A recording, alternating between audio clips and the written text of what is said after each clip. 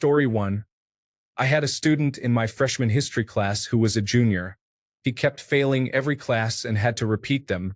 The kid was always high, barely paid attention, hung out with other burnouts, and was on track to fail again. The school therapist and I made it our mission to turn him around. She got him drug counseling and I tutored him to get him through his classes. We both talked to the lacrosse coach and worked with him to get him on the team so that he would have structure and a better group of friends. He completely turned it around, graduated, and wrote me a great thank you note that I still have. I recently ran into him in the town where I teach, and he's doing great in college now. I'm definitely proud of him for all he did to not go down the road all signs were pointing to. Story 2. I have never stayed at a school long enough for the kids to come back for a 10+ years anniversary meetup, so yeah, I don't really know. The kids I do know who were having, let's say, a difficult time following the curriculum just went into trades or some sort of manual or service sector work. The ones I've occasionally run into on the street or in a shop did fairly well for themselves. One was a carpenter earning a lot more than I do. Another worked at a gym, mega buffed with 3 little girls in tow, now a gentle giant. One was a teller in a supermarket, and so on. Just because you're not cut out for the world of academics doesn't mean you're ending up in jail or a tent under an overpass. I had a couple of former students now married with kids, profusely apologizing and feeling sorry for their behavior back at school. But as someone just doing a job myself, I never took anything personally, so I'd reply something like, "No worries. You've done all right for yourself." Story 3. I am kind of the opposite case. Many teachers were convinced I would be an overachiever and could do anything in academia. Unfortunately, that meant no more work needed here for them. I believed them, aimed high, and failed on many occasions. Turns out, just knowing a lot of stuff as a kid and being well-behaved is not all you need to succeed as an adult. I never learned to get through actual challenges because there weren't any in school. I struggled in college and white-collar work because I never learned to focus and problem-solve in those settings. It took me 10 years after dropping out of school to understand this and unlearn all those false expectations they had drilled into me. I am now doing much better accepting to just be a regular person happy to make a contribution on a small scale. Story 4. Not a story about me, but I used to have this classmate who constantly found himself in trouble. Every teacher hated him and dreaded having him in their classes. Recently, he appeared in my Facebook suggestions. He has a wife and a baby. He looks very happy. I hope he is doing well. Story 5. 2 that stand out. I had a student in my 3rd grade class. He was tiny and physically adorable and was constantly in trouble. I knew he would have a rough life because his family never set limits nor held him accountable. I was the liar, never him. He had a true baby boy syndrome. I tried so hard to make the parents understand how they were harming him even though they loved him so much. I was so sad when he was murdered at age 14 by his 2 friends after the trio robbed a gas station and fought over the money stolen. Another student in a class was a girl who looked older than most kids that age. She was funny, smart, and a real joy to teach. Her period started that year and, instead of embarrassment at the mess, she was so happy because my mama said now I can have babies. She got pregnant in 4th grade, had her first child in 5th grade, and before high school had a total of 4 children when she dropped out. Broke my heart. My coworker called one day to tell me she caught her in a park with a military guy who freaked when told she was in elementary school. Story 6. There was a kid named Shane who went to school all 12 years with me. He was a burnout or white trash kid. He constantly got in trouble in elementary school and then got into a lot of drugs and fights when we were in high school. All that said, he was always very nice to me. I was a nerd, and in the 6th grade, I picked Shane to be my partner for a project because we had to pick someone we weren't friends with. I think it meant a lot to him to be picked by a smart kid, and we did really well on that project. I also learned a lot about him, and his stepdad was a real piece of work. I know he was beating Shane and his mother. There was also a time in 10th grade English when he was really being a jerk, and after class I stopped him in the hallway and asked if he needed a hug. He looked at me like I offered him a kidney. I didn't actually think he would hug me, but he did, and I hugged back for a long time. I truly don't think anyone had ever hugged him before. The year after we graduated high school, Shane committed suicide. I know that a lot of the people in our class thought he was mean, and the teachers were irritated with how he acted out. But that guy lived in a horror movie, and literally any basic gesture of kindness could have reminded him that his life mattered. Story 7. Back when I worked at a particular accounting firm, my old teacher, who disliked me, ended up applying for our entry position. When she found out I was interviewing her, she simply got up and left, giving me a disdainful look. If I had known this would get so much attention, I would have posted a more detailed story. Story 8.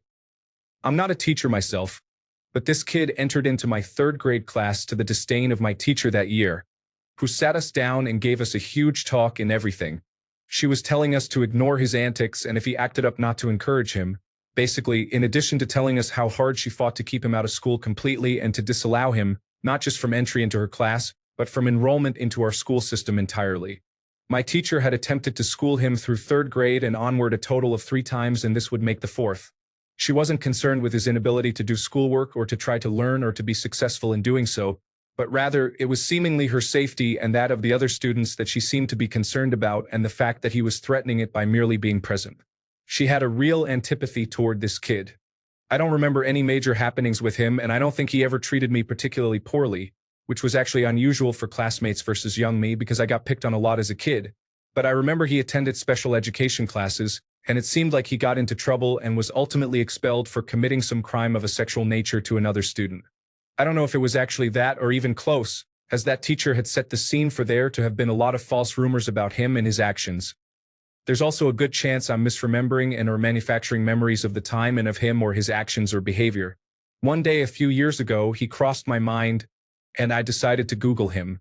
I had hoped that maybe he had grown up and become a successful or even semi-successful adult. I Googled 1 or 2 variations of his name before I found the newspaper headline. The guy had killed his best friend and cousin by stabbing him through the heart in a fight over a girl. Apparently, he was dating the girl and she broke up with him, but he wouldn't leave her alone, and his friend or cousin and their other friend had tried to stop him from assaulting her when she'd shown up, and he tried to accost her, and the kid now adult flew into a rage and stabbed both of them, killing his best friend who was also his cousin and wounding the other friend. The girl remained unharmed. He had stabbed the best friend 8 times, with the fatal blow being through the heart, and the other guy 3 or 4 times as he ran away. The judge who presided over his criminal trial and over his requests for an appeal described it as a vicious killing, and the jury that sentenced him cited his lack of remorse as an aggravating factor. He had taken a plea deal that essentially afforded him life in prison rather than the death penalty. He was said to have been on copious amounts of drugs at the time of the stabbing. A very sad story, and an unfortunate end for the guy who freaked my 3rd grade teacher out so much, and even more so for his so-called best friend. Story 9. I am a teacher who teaches adults who, for some reason, need to redo some parts of high school. I can tell you, so many broken souls have been put down by teachers when they were younger. They were told they could never do well in school, they shouldn't even bother trying, and they would never get their dream jobs. Wow, such a way to ruin people. And the absolute majority of them can definitely succeed in school with the right help. It's an absolute wonder to see someone regain their self-esteem and help them see that they are fully capable. A lot of my former students have gone on to finally have their dream jobs. Oh, there are so many teachers who teach kids and young adults that I would just like to tell to be quiet about their students' future prospects and do their job and teach them in a way they can learn something. Story 10. When I asked a question in class, one of my microbiology professors got so offended that he said to the lecture hall of over 500 students that he hoped nobody would be as misguided as I was and that I would not get anywhere in life, and especially never into medicine. He went on for at least a minute about how awful I was to the whole class, which shocked everyone. Dead silence after he returned to lecturing. For the record, it was just a question about something he taught that conflicted with some other things he taught. I wasn't trying to be rude. I just didn't get it. I had also never asked any questions before or interacted with him in person before this incident. I got into medicine. I got married to a wonderful husband. His best friend, a woman, is married to the professor's son. I met the professor at his son's wedding as my husband's guest. Somehow, the topic of me taking one of his classes came up. Of course, he didn't remember me at all, and I wasn't ever going to bring up him yelling at me in class. At that point in my life, I would be considered very successful, even for a doctor. He turned and told his son that obviously he knew all of his students would turn out great. It was a very awkward wedding reception for me. I did tell my husband and told him to keep it to himself. I am still amused. Story 11.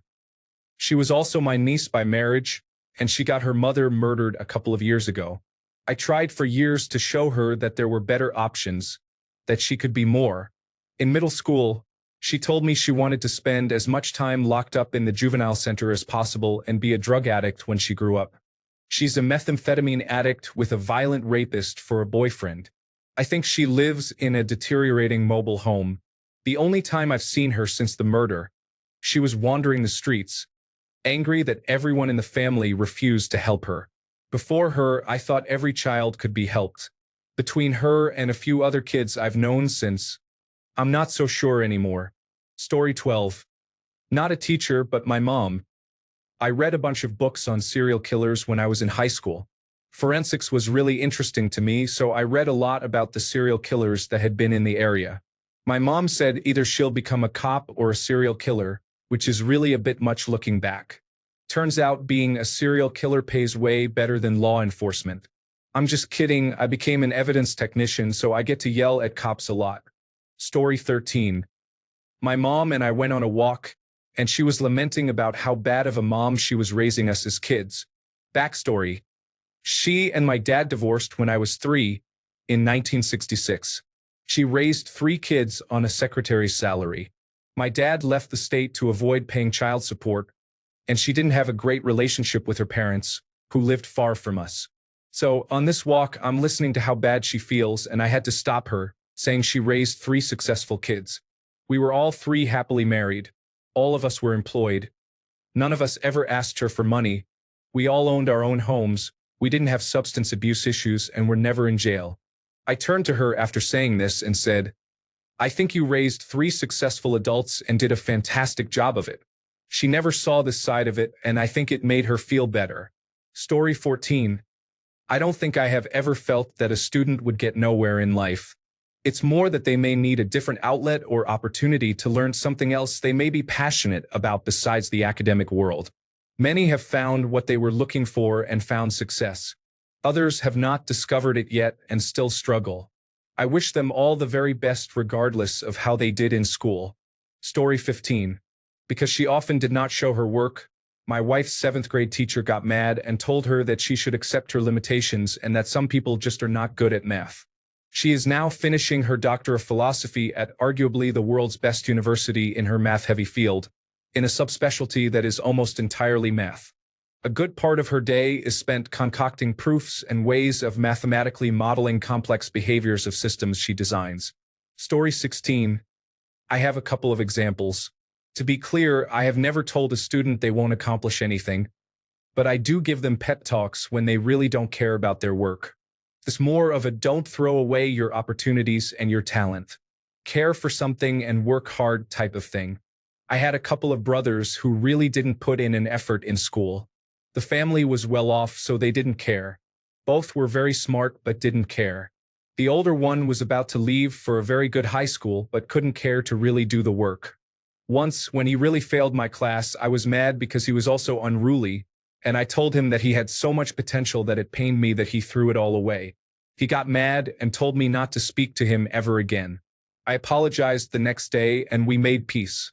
To add context, we had already talked to the parents and asked for them to have an evaluation to better serve them, but the parents never did. They had a lot of money, but they weren't very good parents. They often forgot about picking up the kids. Anyways, he graduated and we were on good terms. We got sporadic updates and found out that neither he nor his brother finished high school. The younger one almost killed his girlfriend in a car crash because he was underage driving and with no license. None of them are doing anything with their lives, and their parents are not that well off now because that little stunt the younger one pulled set them back a lot. Totaled car, insurance didn't pay because he was underage, and they had to pay for all the medical bills of the girlfriend and him. I don't remember well, but I think the girlfriend got scalped in the incident. She didn't die, but you can imagine. I always wonder if he remembers we talked, and I was trying to make him be a better student. I bumped into him last year, and he greeted me very warmly. I hope he gets his act together. Another one recently. He is a great kid with obvious attention deficit hyperactivity disorder, so he is a mess at school, but he is so good and nice. The problem is his family. They're in a shady business, and one of his brothers got killed. His friends know about his family's shenanigans, so some of them don't go to his house.